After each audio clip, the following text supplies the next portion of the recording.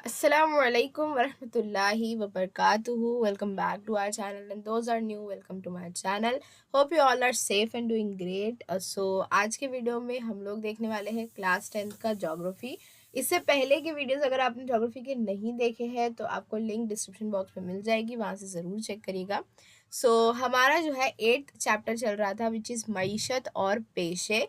और इस चैप्टर में चीज़ें 4 तरीकों में डिवाइड है। पहला तो जो पेशे है, यानी जो ऑक्यूपेशंस है वो, उसके बाद जो है इन दोनों ही मुल्कों की सनतें हैं, यानी जो इंडस्ट्रीज़ है वो, उसके बाद जो इम्पोर्ट एक्सपोर्ट है यानी दरामद और बरामद है, और लास्ट में सरमायाकारी यानी इन्वेस्टमेंट। तो ये 4 टॉपिक हमको जो है भारत और ब्राज़ील दोनों का ही पढ़ना है। बहुत सिंपल सा चैप्टर है, बहुत इजी है। अगर आप लोग ध्यान से पढ़ेंगे तो ज़्यादा टाइम नहीं लेगा ये आपका। So let's get started.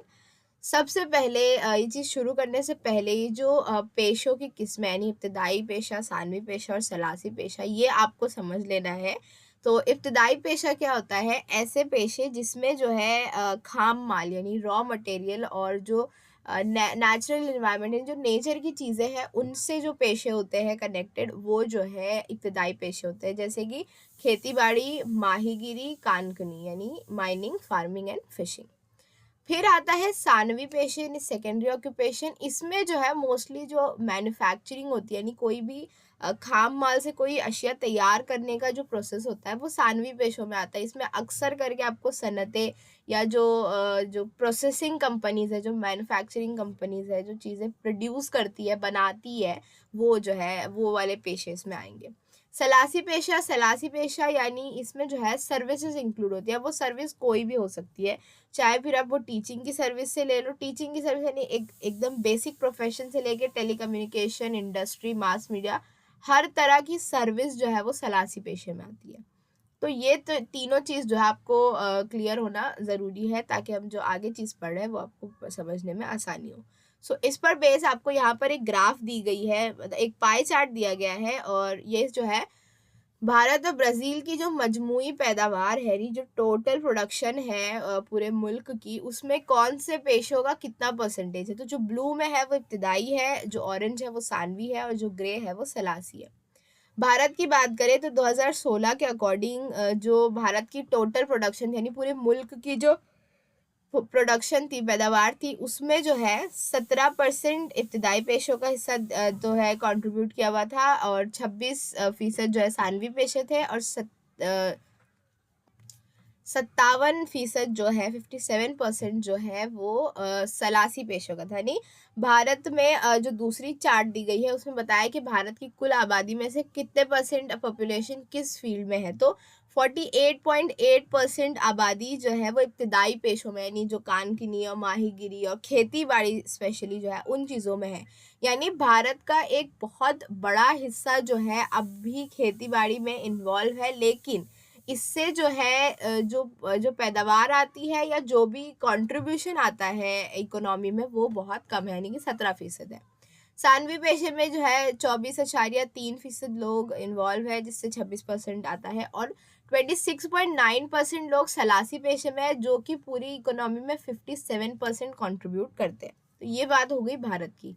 अब ब्राज़ील की बात करें सॉरी, ब्राज़ील की बात करें तो 2016 में ब्राज़ील की जो टोटल प्रोडक्शन थी उसमें इब्तदाई पेशे का जो है 5.5% हिस्सा था, और सानवी पेशों का 27.5% था, और सलासी पेशों का सबसे ज़्यादा यानी कि 67% जो है 67% जो है वो सलासी पेशों का था।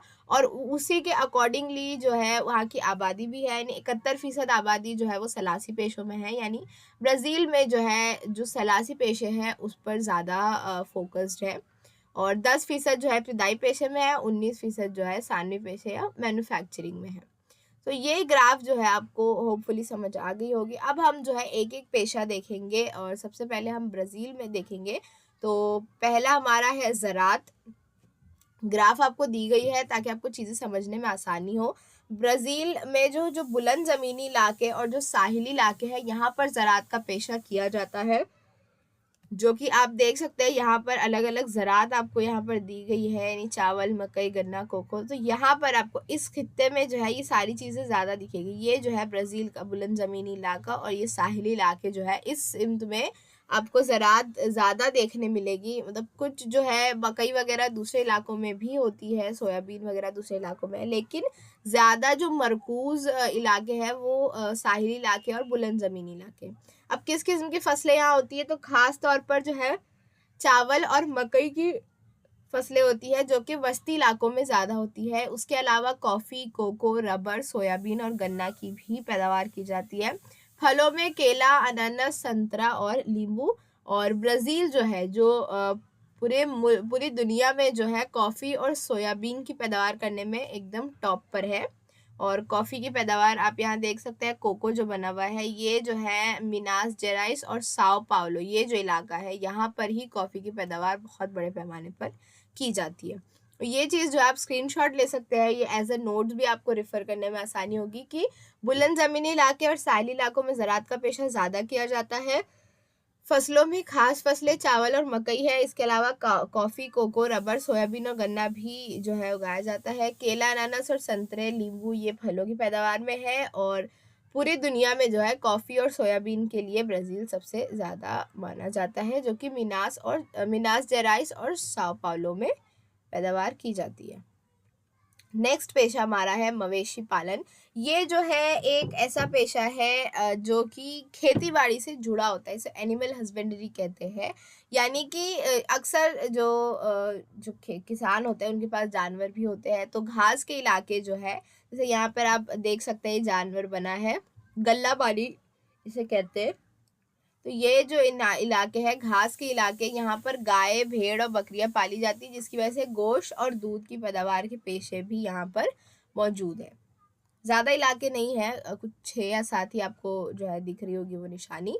तो ये मवेशी पालन है। उसके बाद जो है कानकुनी आता है, यानी कि माइनिंग। तो ब्राज़ील का जो मशरकी हिस्सा है वो मादनी दौलत से माला माल है। अब यहाँ आप देख सकते हैं मैग्नीज, बॉक्साइट, खाम लोहा और कोयला, इन चारों की जो है निशानियाँ दी गई है। और ये जो है आपको जो बिना बॉर्डर का ब्लू बॉक्स है, या जो ये क्रॉस और ट्राइंगल्स है, तो ये इन इलाकों में जो है देखने मिलेगा। यानी जो मशरकी हिस्सा ब्राज़ील का है वो कानकुनी के लिए जो है ज़्यादा फेमस है। मतलब वहाँ पर जो है बड़े पैमाने पर मादनी दौलत दस्तयाब है।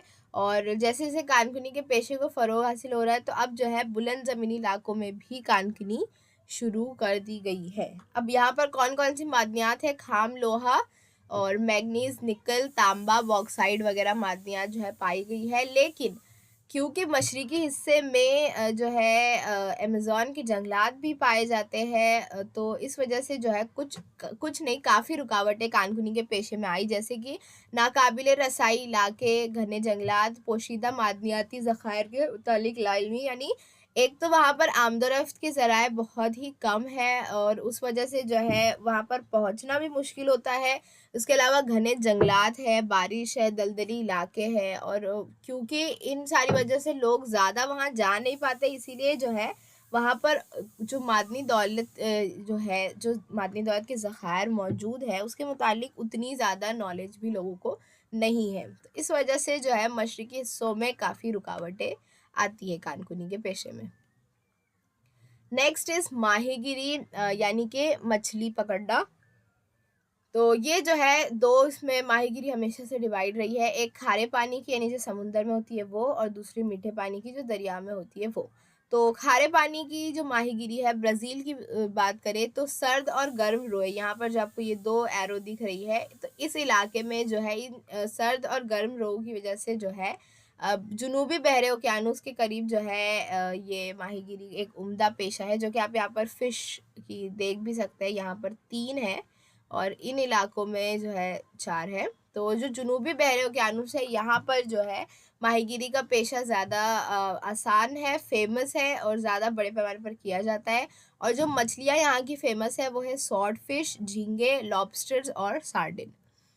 अब बात करें अगर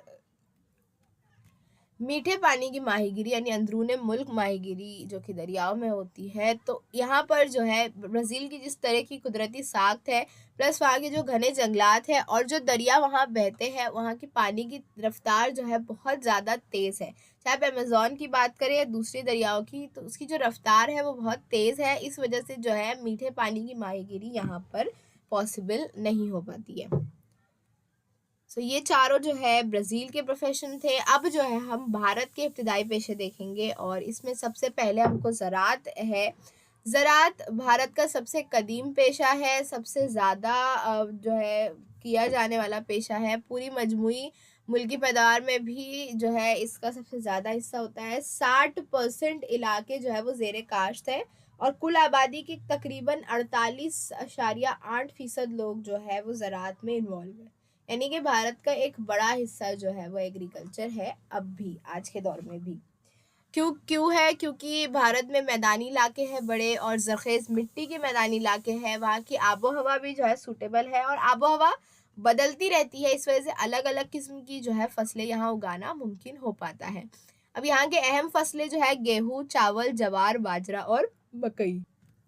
इसके अलावा जो नकदी फसलें हैं जैसे चाय, गन्ना, कॉफ़ी, कपास, रबर, पिटसन, ये सब भी जो है इनकी फसलें भी की जाती है और ये अक्सर करके जो है दूसरे मुल्कों में भेजा ही जाता है।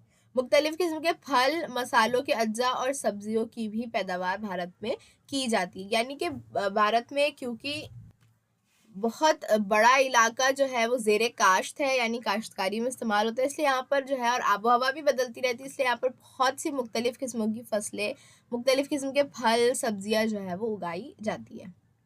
तो ये भारत और ज़राअत था। इसके बाद जो है माहीगिरी देखेंगे भारत में, तो यहाँ पर भी जो है हम 2 तरीके से डिवाइड किए हैं, मीठे पानी की और खारे पानी की माहीगिरी। और क्योंकि एक ये ग़िज़ा का एक अहम जुज़ है मछलियाँ। इसके अलावा जो है जो लोग साहिली इलाकों के करीब बसे हैं, जो दरियाओं किनारे भी बसे हैं, उनके लिए एक रोज़गार का मौका भी है। प्लस हम जानते हैं कि मछलियों से या जो भी समुंदरी ग़िज़ाई अज्जा होते हैं, उसमें जो है बहुत से न्यूट्रिएंट्स होते हैं, तो उस वजह से तग़ज़िया का मियार बढ़ाना और ज़र मुबादला हासिल करना, यानी कि मछलियों को जो है दूसरे मुल्कों में एक्सपोर्ट करके जो है फ़ॉरेन करेंसी अपने मुल्क लाना। तो ये सारी वजूहात की बिना पर माहीगिरी को जो है यहाँ पर फ़रोग़ हासिल होने लगा। अब जो है पहले हम देखते हैं समुंदरी पानी की माहीगिरी यानी कि खारे पानी की माहीगिरी। तो भारत को तकरीबन 7,500 किलोमीटर का साहिली इलाका दस्तयाब है और इसमें जो है माहीगिरी का जो 40% है, यानी टोटल जो माहीगिरी है उसका 40% जो है वो उस खारे पानी से यानी समुंदर के पानी से जो है हासिल किया जाता है। कौन-कौन से इलाके हैं? केरला, मगरबी बंगाल, उड़ीसा, आंध्र प्रदेश, तमिलनाडु, गोवा और महाराष्ट्र, यानी बहरे अरब और बहरे बंगाल के जो है लगे हुए रियासतें हैं।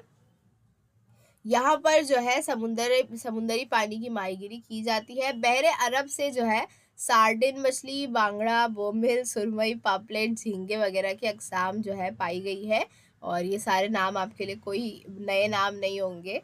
और बहरे बंगाल में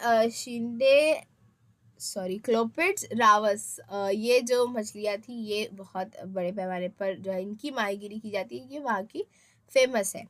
अब मीठे पानी की बात करें, अंदरूनी मुल्क माहीगिरी की बात करें, तो इसमें जो है मीठे पानी की रावस यानी कि चोपड़ा, रोहू और कटला, ये जो मछलियाँ हैं ये फ़ेमस है और टोटल जो है 60% जो माहीगिरी है वो मीठे पानी की माहीगिरी की जाती है।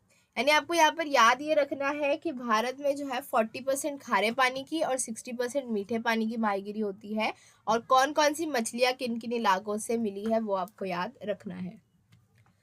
ये थी भारत में माहीगिरी। नेक्स्ट इज़ कानकुनी। कानकुनी भारत में जो है मादनियात भी बड़े पैमाने पर जो है पाई गई है। मादनियात का ख़ज़ाना जो है, छोटा नागपुर की जो सतह मुर्तफ़ा है, इसे मादनियात का ख़ज़ाना कहा जाता है। ये चीज़ आपको याद रखनी इम्पोर्टेंट है। अब जो कोयले की कानकुनी है वो मशरक़ी महाराष्ट्र में और छत्तीसगढ़ के कोरबा इलाके में होती है। फिर जो मादनी तेल है वो आसाम के दिगबोई इलाके में, महाराष्ट्र में मुंबई और गुजरात में केलोल, कोयाली और जो बहिरे बंगाल में दरियाए गोदावरी है उसके दहाने पर, इन जगहों पर जो है, इन 4-5 जगहों पर जो है मादनी तेल की कानकुनी है और कडपा पत्थर जो है या संगमरमर जो है वो आंध्र प्रदेश में होता है। तो ये जो है कुछ इम्पोर्टेंट कानकनी के इलाके थे भारत के। अब जो है हम बात करते हैं सनतों की। तो सनतें, ब्राज़ील की सनतें तो बहुत शॉर्ट में आपको बताई गई है कि ब्राज़ील में जो है जो अहम सनतें हैं उसमें लोहा और फौलाद, मोटरसाजी, मादनी तेल की प्रोसेसिंग, कीमियाई पैदावार, सीमेंट बनाने का शुमार होता है। यानी ये बड़ी-बड़ी इंडस्ट्रीज़ है और इसमें से काफ़ी सारी जो है वो कानकुनी पर बेस्ड है।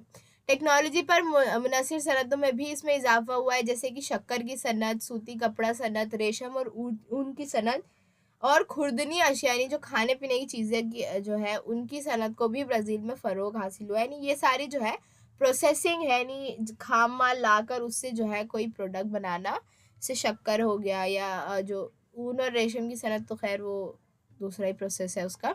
सो ये वाली सनतें भी ब्राज़ील में फ़ेमस हो रही है या फ़रोग़ पा रही है। बड़े पैमाने पर जो सनत है वो शुमाल और जनूब मशरिक़ी इलाके में, ये आपको याद रखना है, शुमाल और जनूब मशरिक़ी इलाकों में बड़े पैमाने पर सनतें मौजूद हैं और शुमाल मशरिक़ी और मगरिबी इलाकों में सनतें बहुत कम हैं। तो ये 2 इलाके जो है आपको याद रखने हैं और इसके लिए जो है अभी भी गवर्नमेंट वहाँ की काम कर रही है। अब आते हैं भारत की सनतों पे। भारत की सनतें आपको बहुत सारी दी गई है। तो सबसे पहले तो भारत में कोई ऐसा इलाका नहीं है कि इस इलाके में बहुत सनती फ़रोग़ हो रहा है और मतलब ऐसा सिमिलैरिटीज़ नहीं है कि अगर इस इलाके में इतना फ़रोग़ हो रहा है तो सेम चीज़ जो है दूसरे इलाके में भी हो, यानी कि इक्वल नंबर्स नहीं है, गैर मसावी तक़सीम है। क्यों गैर मसावी तक़सीम है? क्योंकि खाम माल जिस जगह जो है जैसे मिल जाते हैं उसके हिसाब से इंडस्ट्री कायम की जाती है। तवानाई के ज़राए मिलने चाहिए, स्पेशली बिजली के ज़राए, और माशी और वसाइल और तलब जहाँ पर जिस तरीके से होगी वो। प्लस एक और चीज़ ये कि जो इलाका होता है खाम माल का, अगर कानकुनी की बात करें, जो इलाका होता है खाम माल का उसके करीब में ही जो है सनतें कायम की जाती है ताकि जो है लाने ले जाने में ज़्यादा काम ना बढ़े। तो ये सारी वजूहात की बिना पर किसी जगह पर जो है ज़्यादा चीज़ें दस्तयाब हो जाती हैं तो वहाँ उस किस्म की इंडस्ट्री है, किसी जगह पर कुछ ज़राए नहीं है तो वहाँ पर इंडस्ट्री कम है या नहीं है। तो ये जो है गैर मसावी तक़सीम की वजह है भारत में। आप मैप में भी देख सकते हैं। और अब जो है हम बात करते हैं धात साज़ी की सनत, जो है इंडस्ट्री जो कि कानकुनी या मादनियात के ज़ख़ायर पे मौजूद है। तो जज़ीरा नुमा भारत के शुमाल मशरिक़ी सिम्त में, यानी जो साउथ इंडिया है इसके जो सॉरी हाँ, साउथ इंडिया की जो रियासतें हैं, जैसे कि यहाँ पर आप देख सकते हैं झारखंड, उड़ीसा, यानी ये वाला जो पट्टा है जहाँ पर आपको निशानियाँ भी दिख रही होगी, इस पट्टे में जो है धातसाज़ी बड़े पैमाने पर पाई जाती है। जैसे झारखंड है, उड़ीसा, छत्तीसगढ़, मध्य प्रदेश, इवन राजस्थान का कुछ हिस्सा जो है उस वहाँ पर भी जो है कॉपर वगैरह की इंडस्ट्रीज़ कायम है। और कर्नाटक और तमिलनाडु, इन इलाकों में जो है बड़े पैमाने पर धातसाज़ी की सनतें मौजूद हैं, जो कि आपको सिंबल्स भी दिख रहे होंगे। अब इन इलाकों में कोयला और लोहे के कज़ात के ज़ख़ायर भी मौजूद है, इसीलिए यहाँ पर लोहा और फ़ौलाद की इंडस्ट्रीज़ भी मौजूद है। जो स्टील इंडस्ट्री है वो भी इन इलाकों में मौजूद है।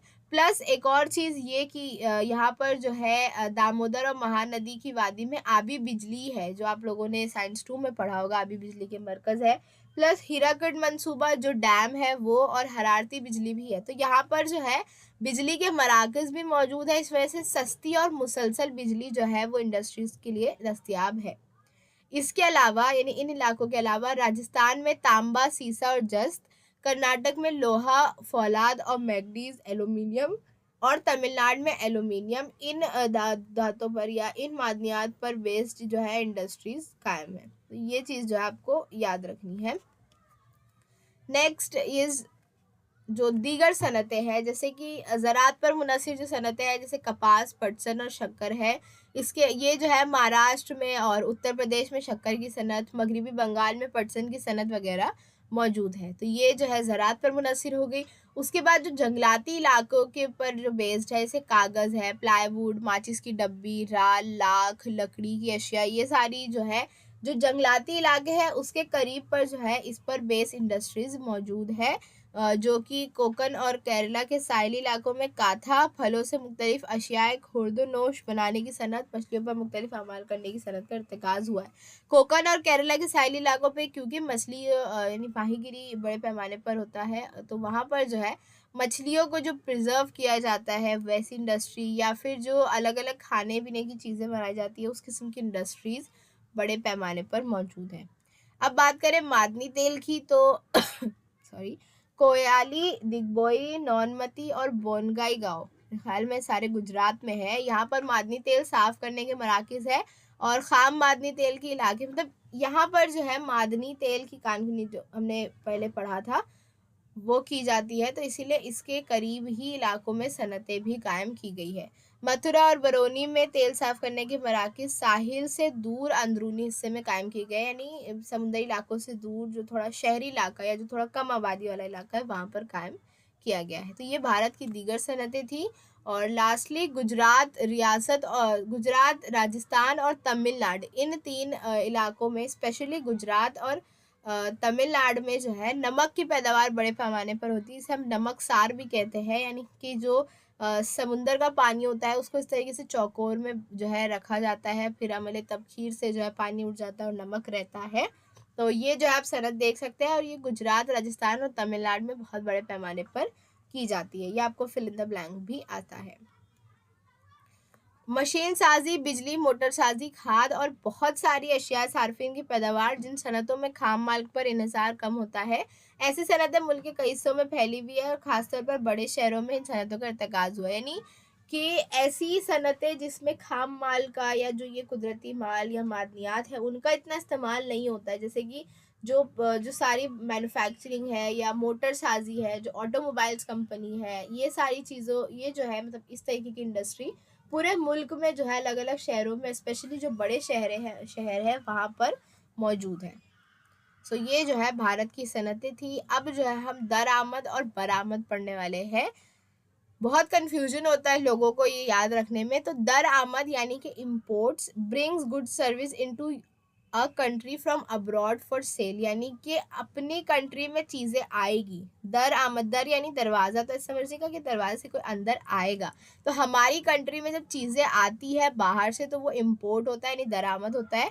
और बरामद यानी कि एक्सपोर्ट जो है वो बाहर, इस तरीके से याद रखने का कि हमारी कंट्री की चीज़ें जो है दूसरे मुल्कों में भेजी जाती है। तो अब यहाँ पर जो है हमको भारत और सॉरी भारत नहीं, ब्राज़ील का जो है हमको एक ग्राफ दिया गया था।